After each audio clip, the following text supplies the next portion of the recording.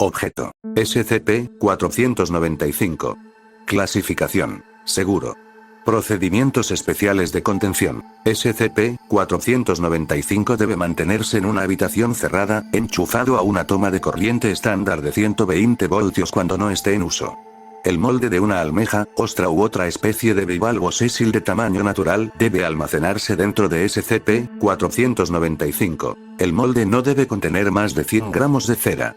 En caso de falla eléctrica, al menos un miembro del personal de seguridad nivel 1 debe entrar a la habitación y vigilar la actividad del objeto hasta que se restablezca la energía eléctrica. Los investigadores que deseen utilizar SCP-495 deben enviar una descripción escrita del experimento a realizar al Dr. Debido a los resultados del experimento SCP-495, todos los moldes y materiales a utilizar deben ser aprobados por al menos un miembro del personal nivel 3 o superior antes de ser introducidos en SCP-495. Por lo menos un miembro del personal con experiencia en el tratamiento de mordeduras y picaduras venenosas debe estar presente mientras se esté usando SCP-495. Descripción. SCP-495 parece ser el horno de un set de juego de 1992 Creepy Crawlers de Toymax, excepto que la etiqueta adhesiva con el logotipo Creepy Crawlers ha sido reemplazada por el logotipo de una Mattel ThinkMaker de 1964, un juguete de función prácticamente idéntica a la versión más reciente de Toymax, descontinuada por Mattel en los años 70 debido a las insuficientes características de seguridad.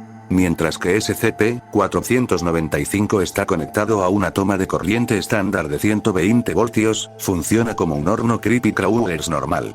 Cuando no está conectado a una toma de corriente, SCP-495 muestra el siguiente comportamiento anómalo. Al introducir un molde lleno o parcialmente lleno en SCP-495, el interruptor de activación se moverá automáticamente a la posición ON.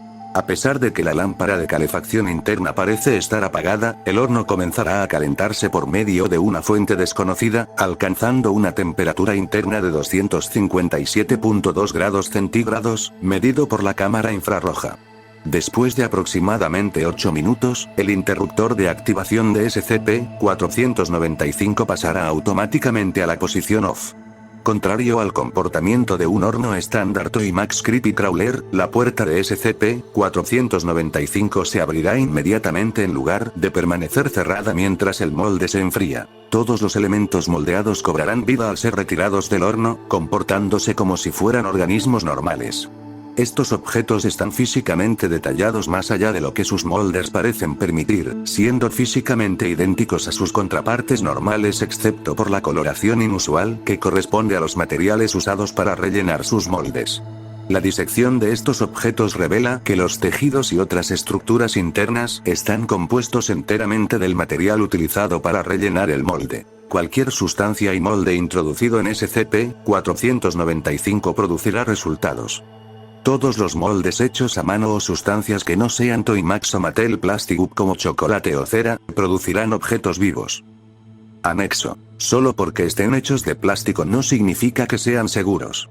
No sé de dónde viene el veneno, pero el agente está ahora en la enfermería después de ser mordido por una pequeña áspid morada. Por favor, trate los productos de SCP-495 como lo haría con cualquier animal venenoso. Doctor.